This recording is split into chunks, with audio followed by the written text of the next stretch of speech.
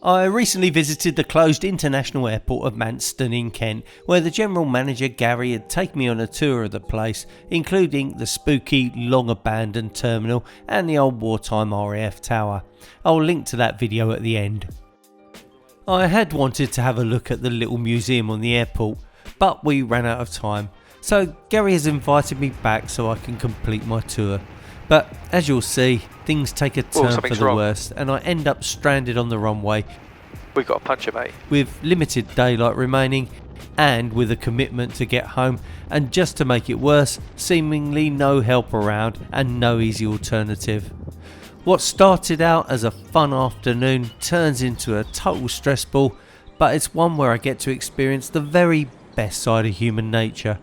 Watch until the end to see how I get out of this with the help of some amazing strangers.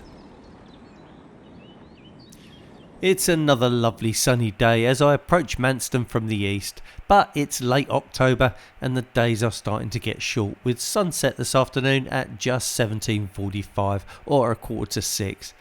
I must get back to AIRFIELD by then, as the aircraft isn't certified for night flying, and I'm going on vacation early the next day and I just have to get home.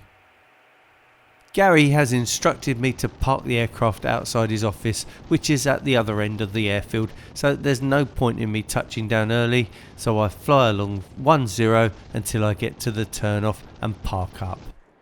We go straight over to the museum, where we're met by Jeanene, the director of RAF Manston History Museum, who takes me on a tour of this most interesting little time capsule.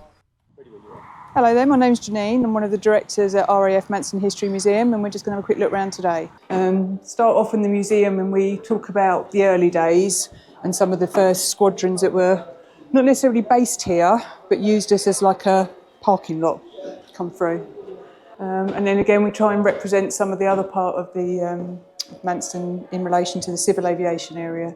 There's lots of glass cabinets full of detailed models, and I asked Jeanene where they came from. Local volunteers to the museum, local people. There's such a passion this way for aircraft, aviation, airfield. It comes to us daily. A lot of them, we get a lot of Americans come over as well because of when they were here in the 50s. We represent that as we go further a little bit forward. Trying to have examples for the base itself. Most of this actually came through from the base.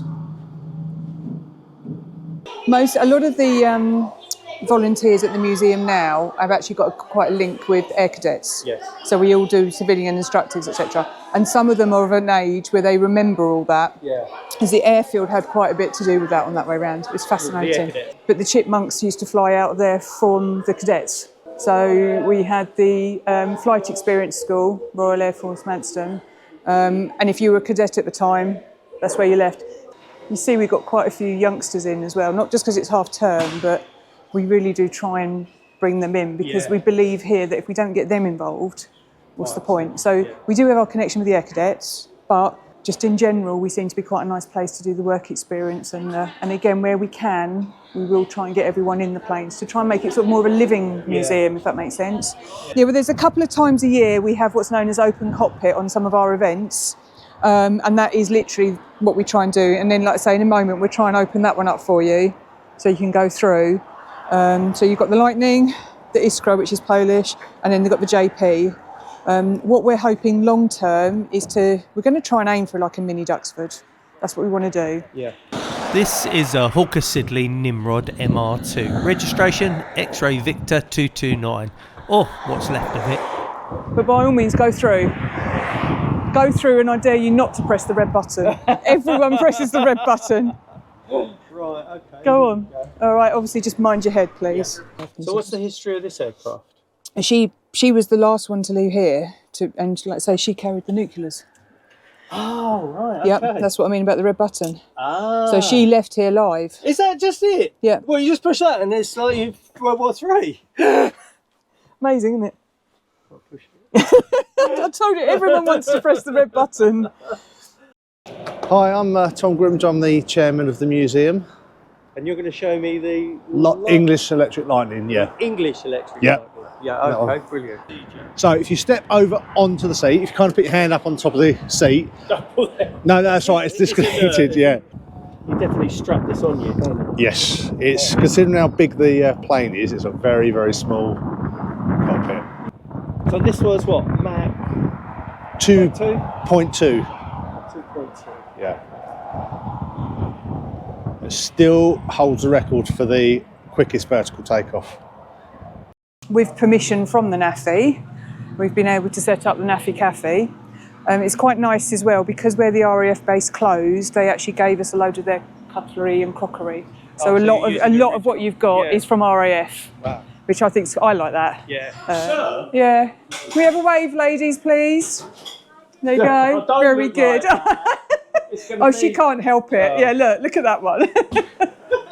Could you look after these two gentlemen for us? What would you like, my dear? At least I have to say a big thank you to Jeanene and the team at the RAF Museum at Manston, and I highly recommend if you get the chance, go and visit. It's reasonably priced at just £6 entrance fee for adults, and my video just shows a tiny glimpse of what's on display.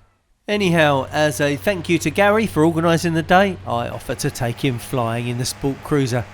But as I start the takeoff roll, We got a puncher, mate. We got a puncher. as soon as we'd started moving, I could feel the aircraft wanted to turn right, and it also felt like it wasn't sitting level. So annoying. I jump out and confirm it is a puncture, and the tyre looks totally flat. Can't believe Hope I that. haven't damaged it by rolling on it. Okay, I'll remove the spat to have a closer look. I'm not sure what to do. Gary says there's no aircraft maintenance facility on the airfield. There is the helicopter place, but that's now closed. We've got less than 3 hours until it gets dark, and I'll need to leave in 2 hours if I'm to get back to Andrewsfield before night. And I have absolutely no idea what to do. Well, that's annoying. I asked Gary if he has a jack to lift the aircraft. He says he doesn't, but there's an industrial generator company on site and they might have one, so he calls them. So I'm thinking if we can lift the aircraft and take the wheel off, I could take it to a local vehicle garage and we could get the puncture fixed. But I've never taken the wheel off before, so I'm not too sure what we'll need. Gary passes the phone over and I have a quick chat with them, but it's a bit like the blind leading the blind here, as they know nothing about aircraft. Whatever you think. If you can bring a trolley jack with a block on it, that'd be great. We can pump it up. Thank you. I'll pass you back to Gary. Hang on. After a 10-minute wait, a car appears on the horizon, and Ellen jumps out with tools, some blocks, and a little jack. Unfortunately, the jack and the blocks are too small, and the tools she's bought look like they're for a 737, not a sport cruiser. So they all shoot off again, including Gary, to get another jack and some smaller tools. Oh, so I don't even know how I'm going to get it fixed. I mean, that is the problem. This place hasn't been used for years. You know, let's have a look around. There's so much FOD. Literally, you'd be here for weeks trying to pick up all the foreign objects that are on here.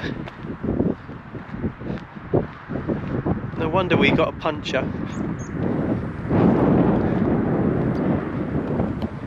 Gary returns with lots more help, some better tools and a bigger jack and wooden block. It's not long before we get the wheel and the tyre off. We then all jump into the truck and head back to their industrial unit, So let's see if this works.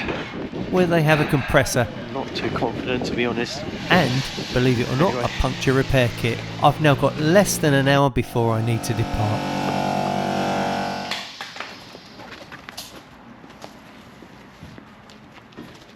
There it is.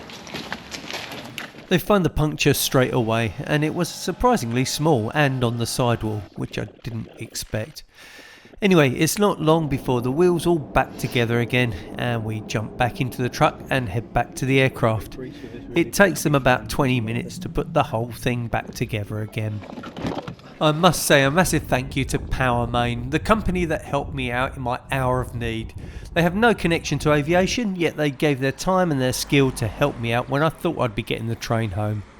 I tried to offer to pay them, but they would have none of it, so they did this all for free. What an amazingly generous company. I've linked their website and details in the description. I wasn't asked to, and I don't even think they knew I was a YouTuber, but it's the very least I could do. So against all the odds, and with just 25 minutes until sunset, I depart runway 10 and climb away after what has been a most adventurous day. These days we only ever get to hear about the bad things people do, but this whole scenario just goes to show there's some really good Samaritans out there still. I made it back to Airfield before dark, and I had a new inner tube refitted the next day by our maintenance guys. So we want a smooth landing. If you haven't seen it, why not watch the first part of this video where I visit the spooky terminal and the old tower. Thank you so much for watching, fly safe and Shortfield out.